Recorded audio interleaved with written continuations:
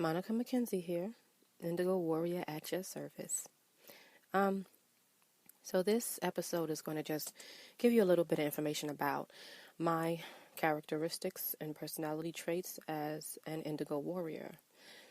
My personal belief is that my soul is living its current life here on earth as a human, but my soul is not from this place. I have soul memory and emotional memory embedded in my DNA that reminds me of a place that is completely harmonious. Everybody got along. Everybody worked on higher knowledge regarding how to unlock the complete and ultimate potential of the brain and of the spirit, of the collective consciousness of whatever they are, human-like beings somewhere else.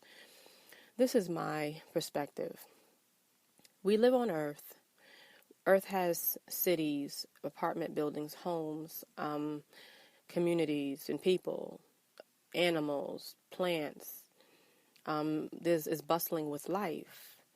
And there are countless other planets out there. So as a human being on Earth, when you look at another building, you say, people live there. If you see a house, you believe automatically people live in that house, or one day people are going to live in that house. Or when you see a school, you're like, oh, these kids go to the school. Clearly, the building isn't there just vacant just because people like to build buildings and keep them vacant. Like, that wouldn't make any sense. And so I just kind of feel like when somebody doesn't believe that there's life out there, why? That's kind of silly. It's like, we know on planet Earth there's buildings, there's cities, there's towns. So when we see another planet, why don't you think that the same stuff is there? Like, why would you think it's just empty? That's like looking at an apartment building. All of the ones in your neighborhood are empty except yours. Does that make any sense?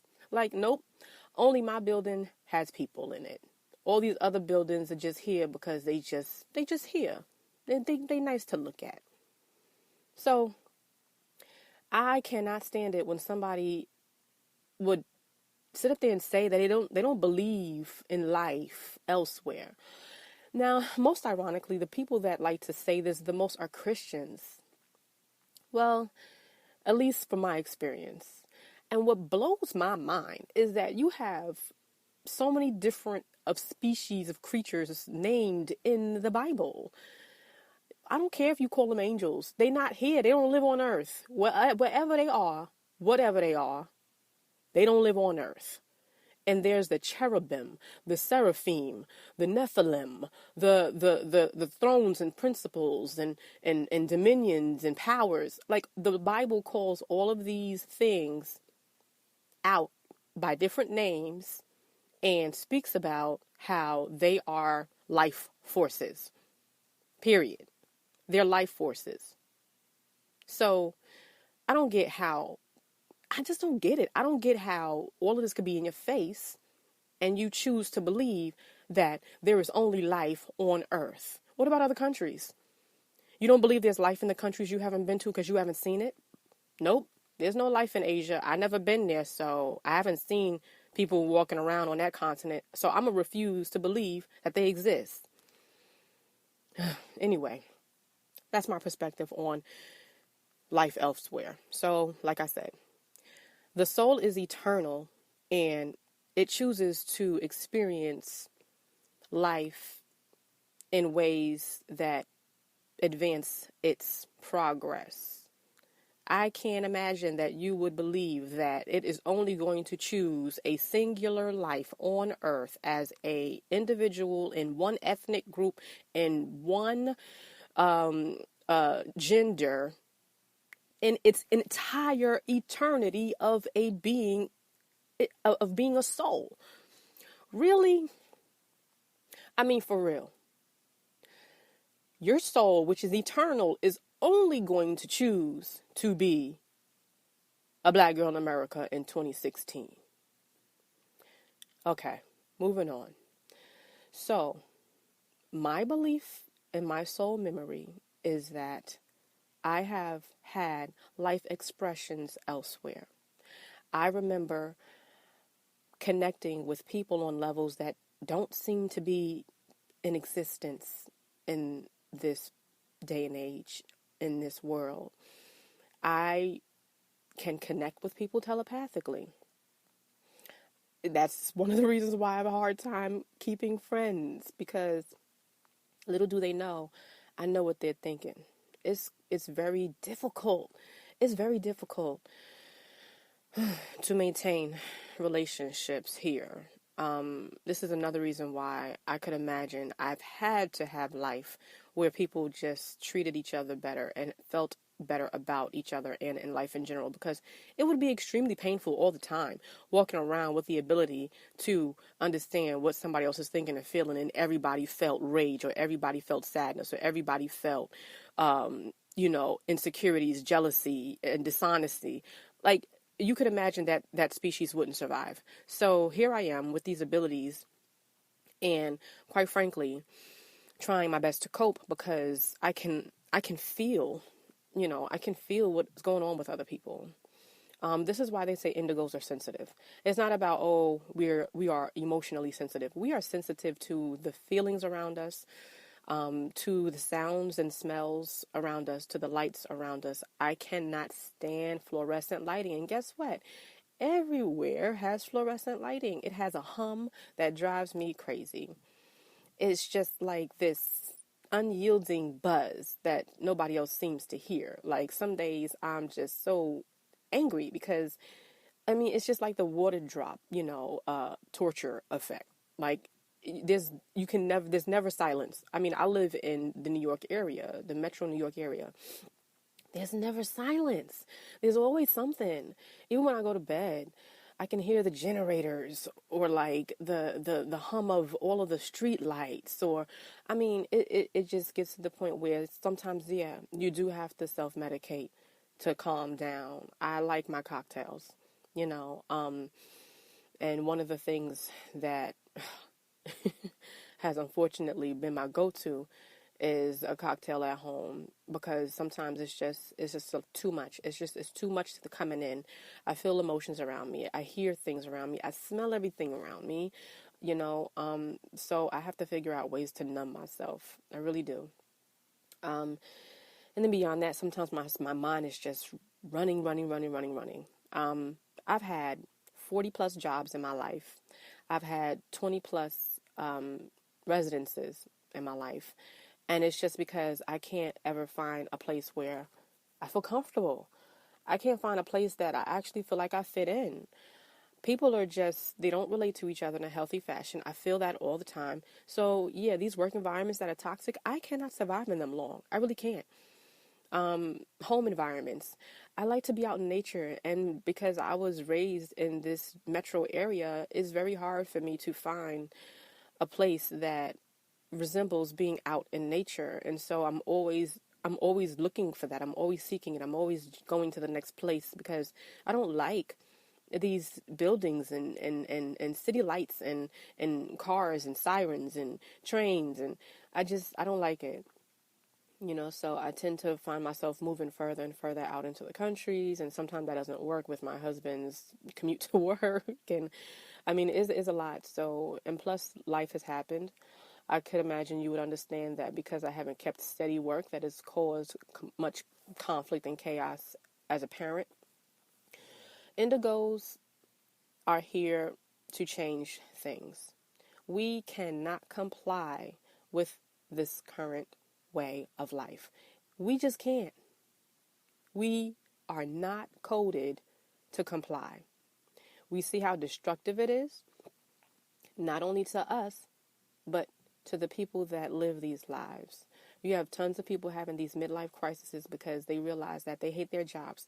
They hate the fact that they don't have time with their families. They hate the fact that maybe they, married the wrong person because they were told that they have to be married by a certain age, and they were fearing that time is running out, and I've got to find the right person. I've got to get a family, and what am I doing with my life? And never really having the time to be with themselves, to honor their spirits, to connect with nature, to take in the collective consciousness and understand how to thrive from the waves of information that have been available to us from the ancient of days. It's time to change that. We can't comply with a 9 to 5, 5 days a week, no time out in nature, everybody bickering, it being frenemies at work when they really want to see you fall so they can take your position, or policies that don't serve your customers in the highest good, and the company stealing and nitpicking with how they're going to be ethically and morally sound, and getting around, what is decent in order to just make an extra buck, and making you spend extra time at work, and not giving a damn about your family, and the food is poisonous, and the air quality sucks, and the water is horrible, and no, we can't thrive in that. We can't. So what we're doing is just being who we are, which is creating a lot of waves and the way things are done.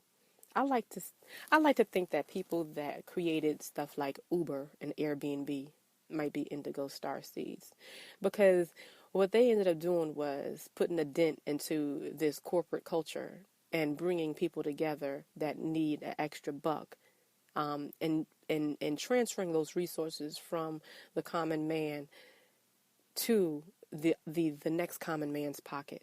Those are great. That's beautiful. And these people can literally, quote unquote, work, but not really work. They're making money just renting out a room, or they're making money taking a couple of hours out of their day to drive somebody around, versus that going into the pockets or into the bank accounts of corporations that do what? Don't give a shit about people. These corporate entities are going to be the death of people. So that's a little bit about me and my indigo ways. I do have intuitive abilities. I read people. Sometimes I get psychic impressions on people's lives.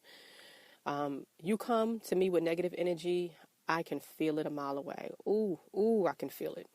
You come to me with insecurities or a whole bunch of drama in your life, I can feel it a mile away. I can feel negativity so strong that it frightens me, and I don't socialize a lot because of it.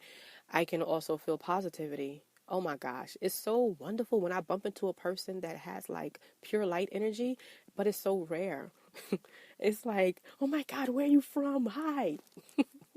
It's just so rare. It's like you have to be like from another place because you are so pure and loving and kind and just wonderful. Like, so, I mean, but that's the positive side of being able to feel other people's emotions. And so I try my best to surround myself around those types of people, which is why I love the arts. I love the arts, and artistic people tend to be a lot less heavily burdened emotionally.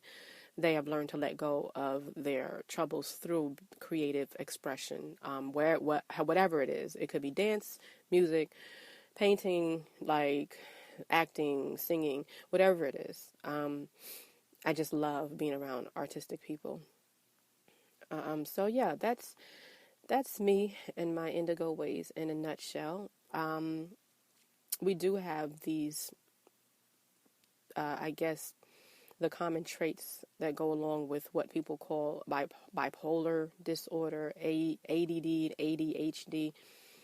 I'm honestly wondering if these labels are or were created to understand indigo children, or if these disorders are real and indigos are being misdiagnosed. I wonder. I really do wonder. I think I know somebody who has ADHD. He actually was diagnosed, and he's nothing like me. His personality traits are definitely not healing in nature. He is crass, arrogant, aggressive, rude. But he does have ADHD. And I hop around. I mean, you'll see once I build up this podcast, the subject matter and the material that I pursue personally, and the study, the self-study, and the connecting with different aspects of perspective from different people, walks of life, different disciplines of work and career. I mean, I love to write. I can sing. I play the piano. I love to produce. I've produced a short film. I do a lot. I do a lot of things because I just have an interest in a lot of things. So it's very difficult for me to stay on one thing for a long time because I'm kind of like, all right, I'm on to the next. I've kind of, done enough in that arena. So yeah, I'm like him when it comes to not being able to stay on task, so to speak, but it's from a very creative standpoint, not destructive. I will not interrupt somebody in a public setting for the sake of being heard or shaking things up and just wanting to be seen. I wasn't like that as a child either. So yeah, I tried a lot of activities. Like I said, I played the piano. I was a little cheerleader for a little while. My mother had us in every church organization you can think of. We was Girl Scouts, on the usher board, in choir rehearsal, junior missionaries. We also did community service. And as an adult, I find myself just kind of continuing that in a different way. But yeah, never destructive, in my opinion. I do suffer from rage. I'm not going to lie. I've learned to not put myself in situations where my rage will come to the surface, but I can't say that I have beat my rage. I don't know what it is, honestly. When I see people treating other people unjustly, or there's disrespect for no reason, or there's people being victimized, those are the things that incite my rage. It's not even about just not getting my way. That's life. The point of life is to not get your way and figure out how to deal with it in the most gracious way possible. But when I see injustice and people not being treated fairly and people suffering at the hands of other people or dishonesty for no reasons, those things incite my rage. So I tend to keep to myself or only socializing environments that I know are controlled enough where people will be acting like they have some sense. So I know that that's part of, I feel like that's part of the encoding for indigos, because we have to have a little bit of rage in order to be brave enough to destroy the things that are not serving humanity. You have to have a little bit of anger that comes out when you are ready to fight for what's right. So yeah, I do struggle with rage. Most people won't see it. Most people won't see it. You'll see it if you are just an asshole for no reason.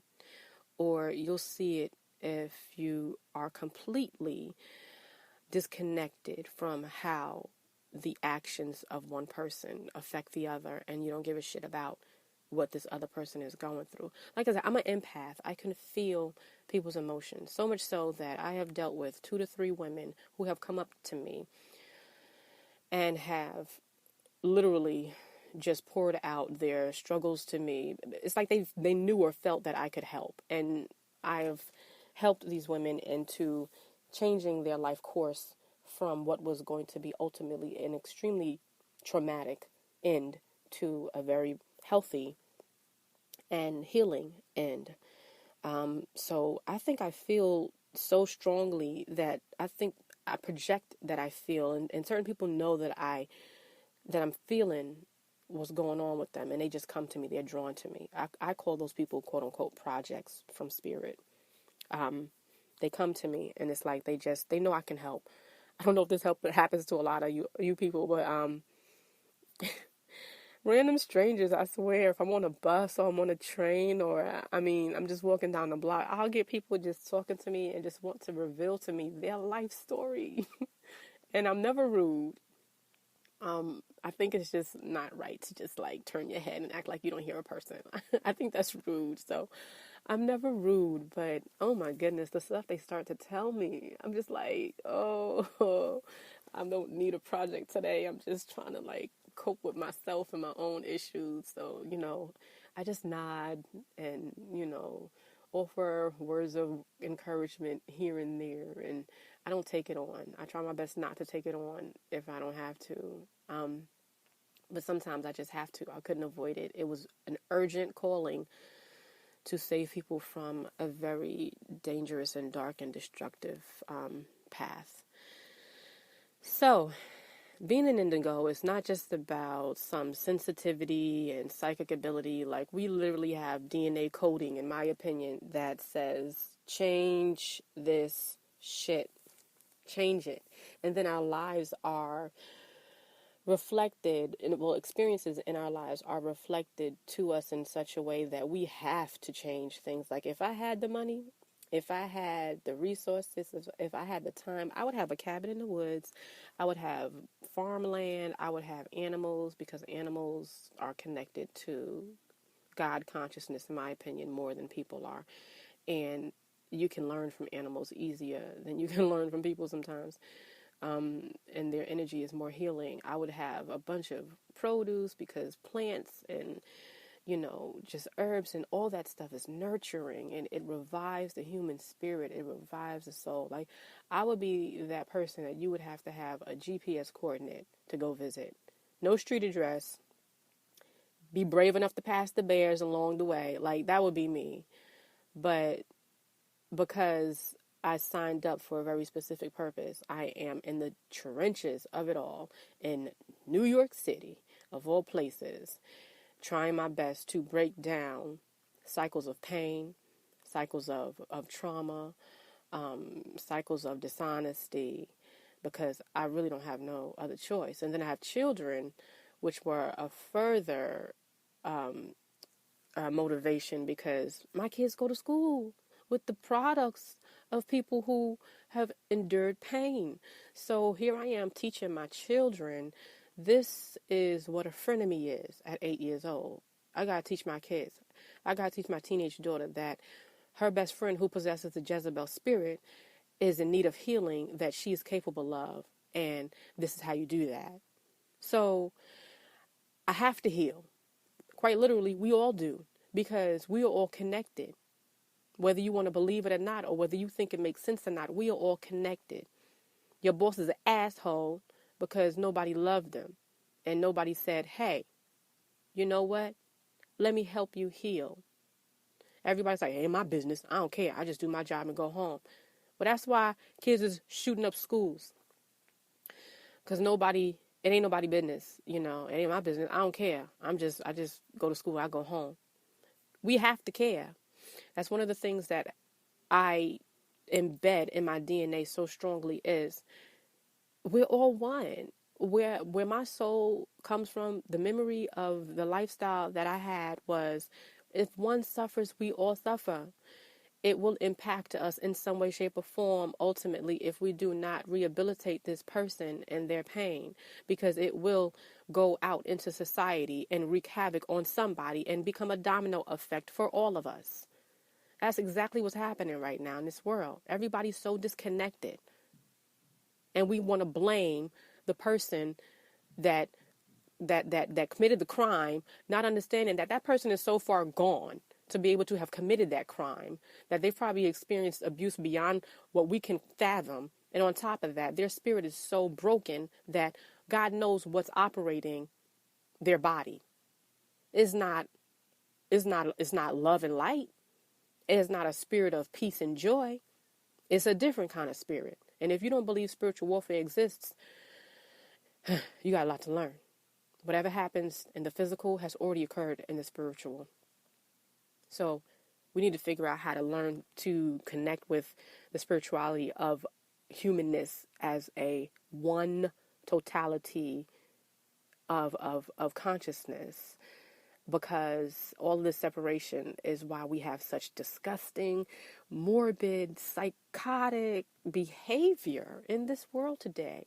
If you hate somebody because they look different than you, you are afflicted by a dark spirit. If you hate somebody because they don't have the same religion as you, you are afflicted by a dark spirit. And if you hate somebody because they don't look like or speak like you, or they don't have the same religious or political beliefs, or all of these are programs in this world designed to keep you separated, because the reality of it is darkness wants to rule, and it continues to rule as long as we stay separated. That's obvious. If you watch the news, it's obvious. If you just look at the state of children in this country, it's obvious.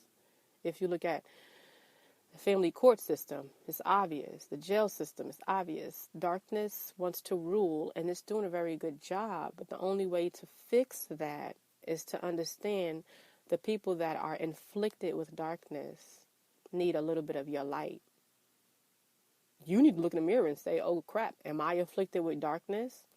You really are if you cannot identify with your fellow man and feel the need to help somebody heal.